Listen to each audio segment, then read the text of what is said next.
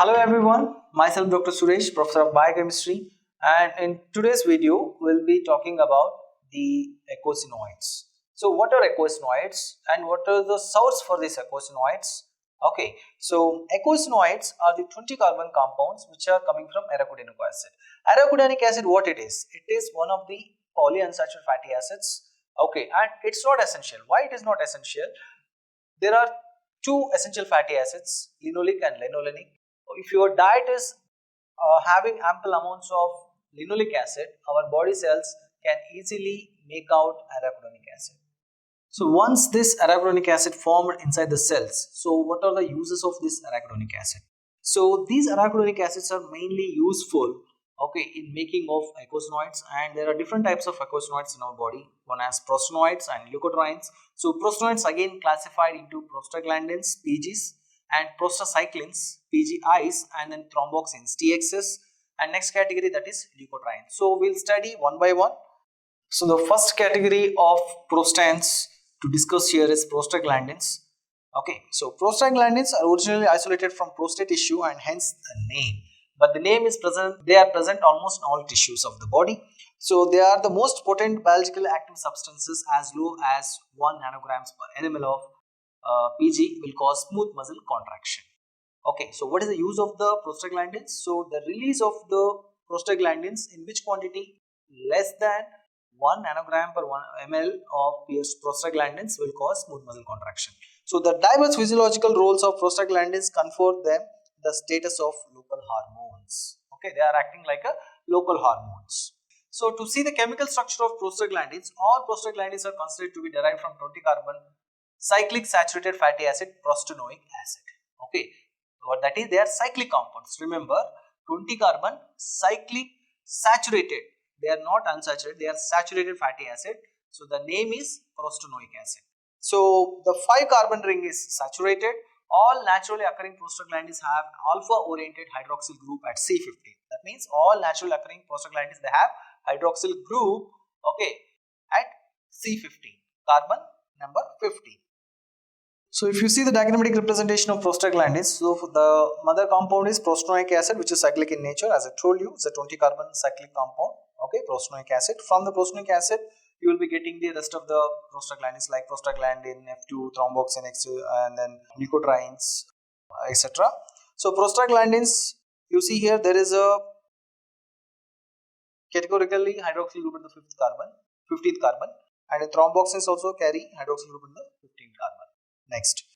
So if you see the silent features of prostaglandins, like there are different type of prostaglandins are there: prostaglandin A, prostaglandin B, prostaglandin D, prostaglandin E, prostaglandin F, prostaglandin G, prostaglandin H, and prostaglandin I. So A to I.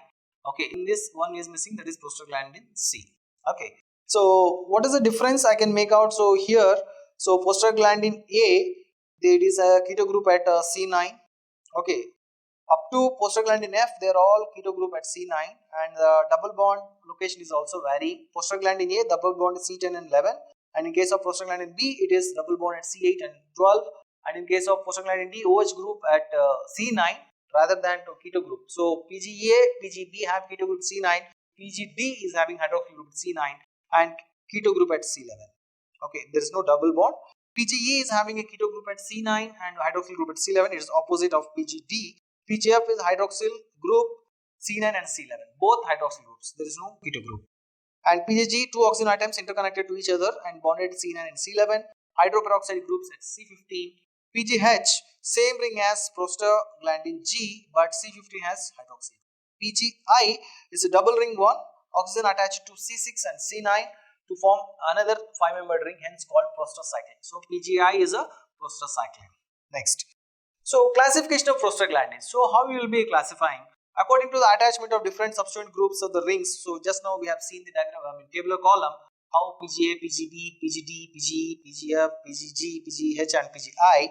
So all PGs are named with capital letters such as A, B, E and F. PGF is designed as alpha to denote the projection of OH group. It's naturally occurring in prostaglandins. In the same series, depending on number of double bonds on the side chains, they are denoted by subscript after the capital letter. So PGE1, PGE2, PGE3, etc. Now primary prostaglandin, PGG and PGH. So they are endoperoxide substances which are intermediates in synthesis of others. Only 5 PGs are widely distributed in the body. They are PGD2, PGE2, PGF2, PGI2 and thromboxane A2. Next. So when you look into the biosynthesis of these prostaglandins, as I said, they are all coming from arachidonic acid. So prostaglandins are derived from the, as I said, first series. There are different series are there. First series of prostaglandins are synthesizing from linoleic acid, and second series of, that means series in the sense one series belongs to, they are having one double bond, two series in the sense two double bonds, three series in the sense three double bonds. So linoleic acid is having, in spite of having the more than one double bond, it can able to produce one series of prostaglandins, and second series are from arachidonic acid, and third series from eicosapentaenoic acid. That means second series having two double bonds, third series having three double bonds. One series is from linoleic, second series is from arachidonic acid, third series is from eicosapentaenoic acid. So naturally occurring prostaglandins belong to two series. PGs are not stored, prostaglandins are not stored as such. The precursor of fatty acids are present in membrane and phospholipids. The arachidonic acid is released by the action of phospholipase A2 on phospholipids. Synthesis is catalyzed by prostaglandin H synthase. It contains two separate enzyme activities, cyclooxygenase as well as peroxidase.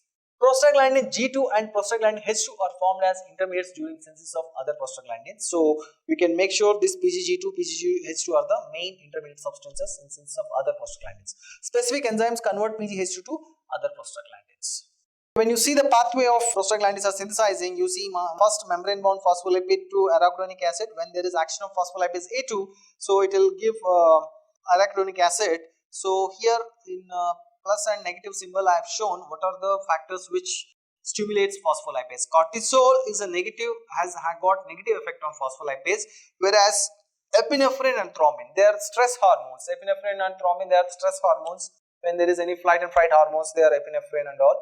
So when there is a stress related thing, more phospholipase will be activated and more degradation of membrane to produce arachidonic acid. In that condition, cyclooxygenase will come to the action and converts arachidonic acid to prostaglandin G2, and again there is a peroxidase enzyme which convert PGG2 to PGH2. As I mentioned you, these are the two main intermediates which will be forming from arachidonic acid. From this, different types of prostaglandins will be synthesized. Like thromboxane A2 also can be synthesized by enzyme thromboxane synthase, and prostacyclin synthase PGI2 by the enzyme prostacyclin synthase from PGH2. When PGH2 isomerized, it will be converted to PGE2. When it reduced, it converted to PGF2.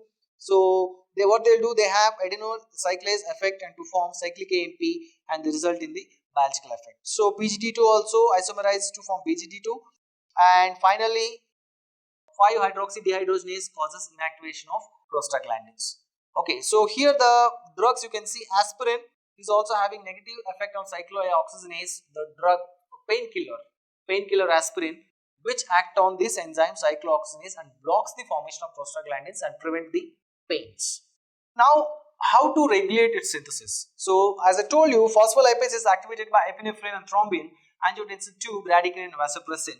Steroid inhibit phospholipase and prevent release of arachidonic acid from membranes. Cyclooxygenase is activated by catecholamines and inhibited by non-steroid anti-inflammatory drugs.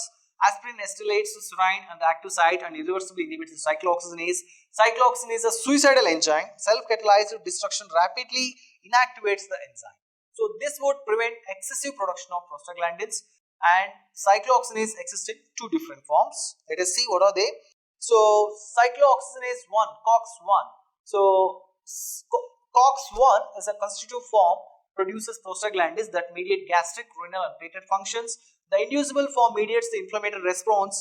Prostaglandins have only very short half-life, about 30 seconds, but their effect is huge. So though their short life is their half-life is short, about 30 seconds, their functions are drastic. So now we will see the mechanism of action. So as I mentioned in the beginning, prostaglandins are local hormones. They function through G protein coupled receptors by activating cyclic AMP. Okay, in most tissues, prostaglandin E increases CAMP levels, but in adipose tissue and in renal tubular cells, PG lowers CAMP level. So in certain tissues it has one type of effect, in other tissues it has different type. So here main thing is mediating the CAMP activity. So mainly in most tissues it activates the CAMP and it produces concerned biological effect, but in two organs where adipose tissue and renal tubular cells, it diminishes the CAMP formation. That's why it reduces the biological effect. So PJ activates adenyl cyclase and thromboxane A inhibits it. Okay. So prostaglandin I activates adenyl cyclase, whereas thromboxane A it inhibits. What to say? Antagonic effect. So aspirin, the drug, okay. So it irreversibly acylates and inhibits cyclooxygenase. So that's how it prevents the formation of prostaglandin synthesis. And platelets cannot regenerate cyclooxygenase, and so thromboxane A2 is not formed in platelets. So hence there is decreased platelet aggregation. Therefore, aspirin is useful in prevention of heart attacks. By inhibiting cyclooxygenase, aspirin also reduces PGI2, but endothelial cells after few hours will resynthesize cyclooxygenase. So the long-term effect of aspirin is not there on endothelial cells. So aspirin completely blocks thromboxane A2 but only partially inhibits prostaglandin I2. Okay, and other anti-inflammatory drugs like indomethacin and ibuprofen also cause irreversible inhibition of the enzyme. So paracetamol is also, it is a reversible inhibitor. Paracetamol actually it is a reversible. So biological actions and clinical application of prostaglandins. So biological actions and clinical applications when you see on different organs. So first we'll see the effects of prostaglandins on cardiovascular system. So prostacyclin or PGI2 synthesized by vascular endothelium. Major effect is vasodilation. It also inhibits platelet aggregation and has a protective effect on vessel wall against deposition of platelets. But any injury to the vessel wall would inhibit PGI2 synthesis. So the platelet aggregation occurs to promote thrombus formation. Thromboxane A2 is the main prostaglandin produced by platelets. The major effects are vasoconstriction and platelet aggregation. Prostacyclin and thromboxanes are opposing in activity. Prostaglandins lower the blood pressure. Prostaglandin F2 stimulates uterine muscles. Okay, and prostaglandin F2 may be used for medical termination of pregnancy. Yet another use in inducing labor and arresting postpartum hemorrhage. Prostaglandins are involved in luteinizing hormone induced ovulation. In cattle, if prostaglandins is given, luteolysis takes place and an animal goes into estrus. Better fertilization rate is achieved with timely artificial insemination. So next is the effect on respiratory system. The prostaglandin F is constructor of bronchial smooth muscles, but PG is a potent bronchodilator. So prostaglandin E series are used in aerosols for relieving bronchospasm. Effects on immunity and inflammation. The PGE2 and D2 produces inflammation by increasing capillary permeability. Erythema and wheal are produced at the site of injury.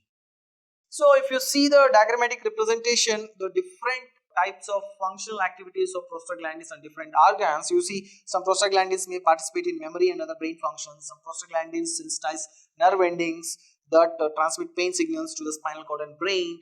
Two prostaglandins relax muscles in the lungs, another contract them. Two prostaglandins protect the lining of the stomach. Two prostaglandins increase blood flow in the kidney. Two prostaglandins contract uterine muscles, another relaxes them. Some prostaglandins dilate small blood vessels, which leads to redness and feeling of heat associated with the inflammation. So that's all about the prostaglandins. Thanks for watching. Thank you.